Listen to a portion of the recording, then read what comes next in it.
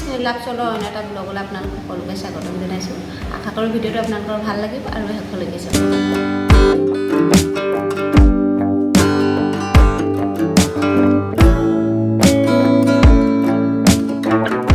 মই আচাৰ বনাবলৈ লৈছোঁ। ইয়াত আছে আম 5 কেজি।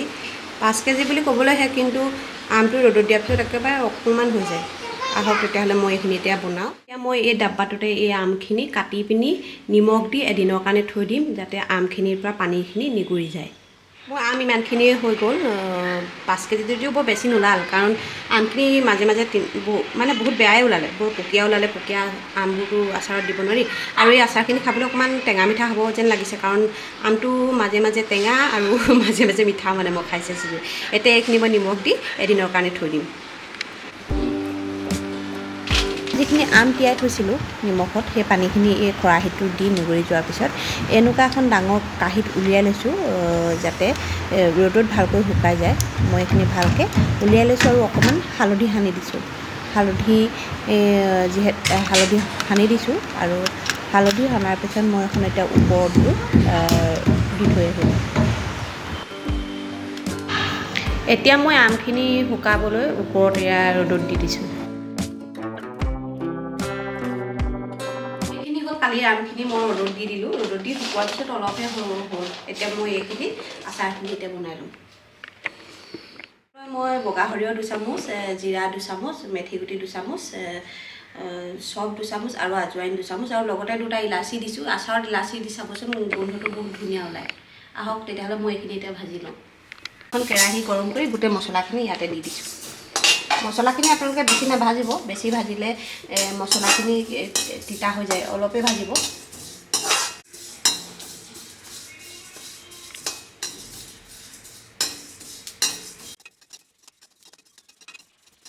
আপোনালোকে এইখিনিত কম জুইত 5 মিনিটমান ভাজি ল'ব। একেবাৰে জুইটো কমত দি থ'ব, নহ'লে দেৰি কৰিলে ক'লা হৈ যাব আৰু লগতে তিতা হ'ব। এনেকৈ ফুটা সময়তে, যেতিয়া ফুটিব নহয়, আপোনালোকে সেইটো সময়তে গেছটো অফ কৰি দিব।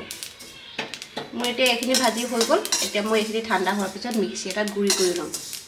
এতিয়া এইখিনি মই কেৰাহীৰ পৰা নমাই দিলোঁ ঠাণ্ডা হ'বৰ কাৰণে, অলপ মেলি দিছোঁ। আৰু এতিয়া অকণমান দেৰি ফেনৰ তলত দি দিম, সোনকালে ঠাণ্ডা হ'বৰ কাৰণে। মছলাখিনি ঠাণ্ডা হয় মানে এইফালে মই তেলখিনি গৰম কৰি লৈছোঁ। আপোনালোকে তেলটো নিজৰ হিচাপমতে দিব।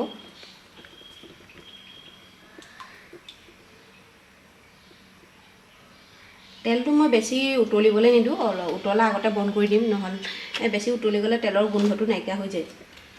আৰু আচাৰত অকণমান তেলৰ কেঁচা গোন্ধটো থাকিলেহে খাই ভাল লাগে। এইখিনি গৰম হয় মানে মই এতিয়া এই মছলাখিনিও ঠাণ্ডা হ'ল। এতিয়া মিক্সিত গুড়ি কৰি লওঁ।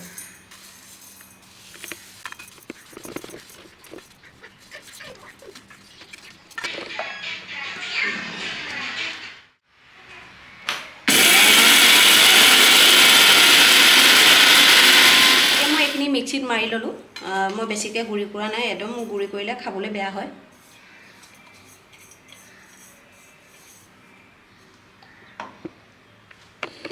এতিয়া মই আমখিনি এই গৰম তেলখিনিত দি দিম হেতা এখনেৰে।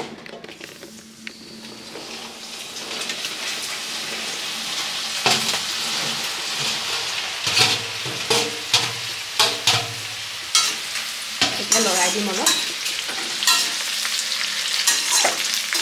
জুইটো আপোনালোকে এই সময়তে অফ কৰি দিব, আৰু ইয়াত মই মছলাখিনি দি দিম।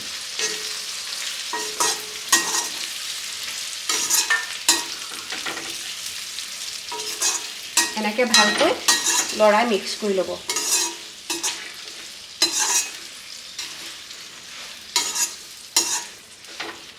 এইখিনি মোৰ হৈ গৈছে। ইয়াত মই এতিয়া দিম নিমখ এচামুচতকৈ অকণমান কম দিম, যিহেতু মই এইখিনি নিমখ দি থৈছিলোঁ।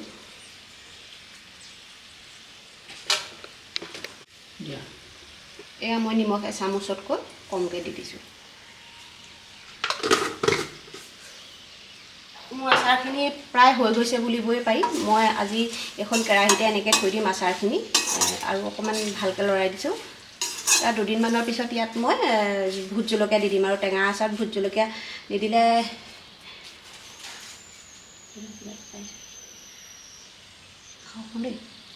দুদিনমানৰ পিছত মই ইয়াত ভোট জলকীয়া দি দিম, আৰু টেঙা আচাৰত ভোট জলকীয়া নহ'লে খাই ভাল নালাগে। নিমখ দিয়াৰ পিছত এইখিনি মই এতিয়া ভালদৰে মিক্স কৰি ল'লোঁ আৰু এতিয়া এইখিনি ঠাণ্ডা হ'বলৈ দিছোঁ। লগতে মই দি দিছোঁ এডোখৰ নেমু। আপোনালোকে ভিনেগাৰো দি দিব পাৰে।